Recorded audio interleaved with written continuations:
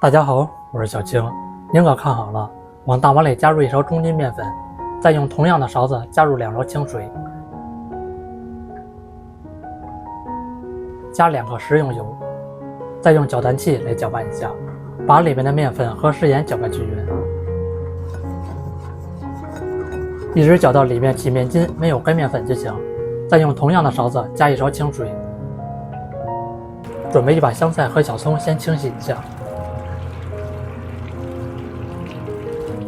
再切成葱花、香菜碎，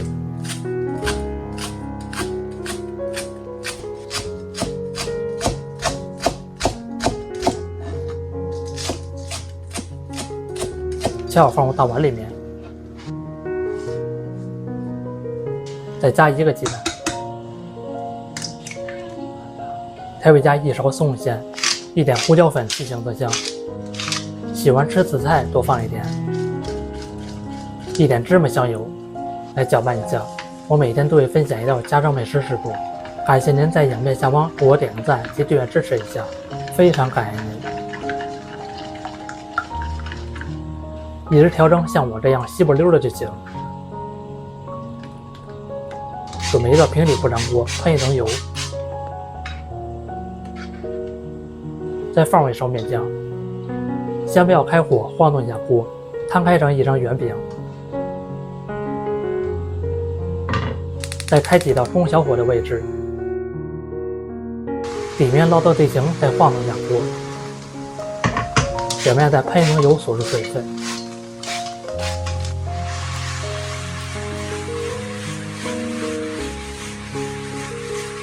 底面捞到稍微发黄，再翻1个面继续捞。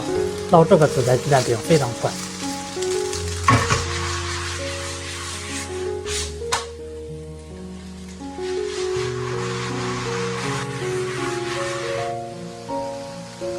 全程大概需要2-3分钟左右就可以出锅了。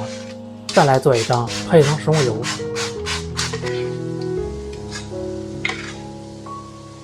再放入1勺面酱，还是同样的操作啊。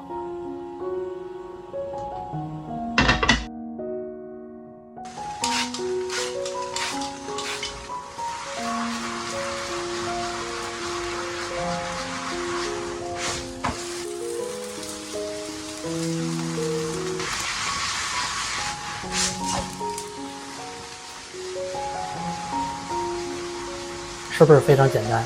不会做饭的新手也能轻松搞定。这么一道紫菜鸡蛋水饼就做好了，吃起来的口感是那种软软的，老人小孩吃也容易消化，食材搭配全面，营养丰富。如果早晨起来不知道吃什么，可以试试这样做，早起几分钟就能轻松搞定，健康无添加。喜欢吃就赶快收藏起来试吧。